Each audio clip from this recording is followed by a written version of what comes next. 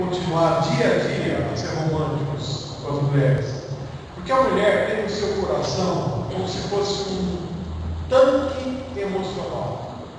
Tá? Esse tanque emocional é como se fosse um tanque de carro. Você não tem combustível no carro? Se você deixar de pôr combustível no carro, ele não vai andar.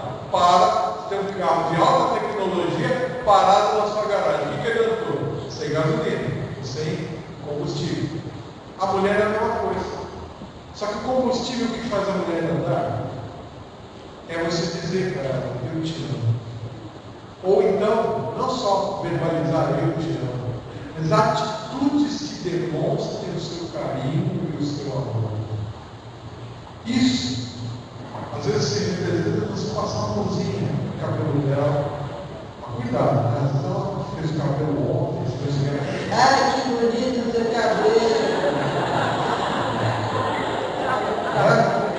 Chegar lá, passa o cabelo, arruma o cabelo, você está lindo.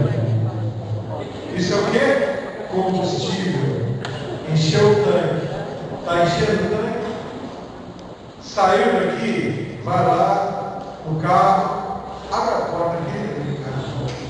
Abre, pastor, eu trava automática. Eu quero sempre que tem trava automática.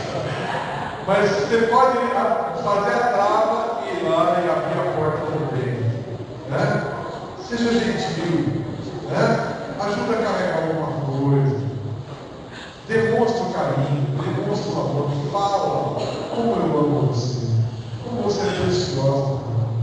Isso aqui salva o teu casamento. Quando você junta as três frases, então, melhor ainda, né? Eu estava errado ou errada. Você me perdoa? Sabe por quê? Porque eu amo você. Continuo amando você. Que Deus nos abençoe a brigar bem. Bom, é algo bonito. Vamos orar? Senhor Deus e Pai, te agradecemos pelos conceitos aqui apresentados, pelos textos lidos da tua palavra. Pedimos que o Senhor agora nos acompanhe aos nossos lares e nos ajude a colocar isso tudo em prática, Deus. Traz a nossa mente no momento certo, para que as famílias sejam melhores, os casamentos sejam mais maduros. Te agradecemos por tudo em nome de Jesus. Amém. Amém.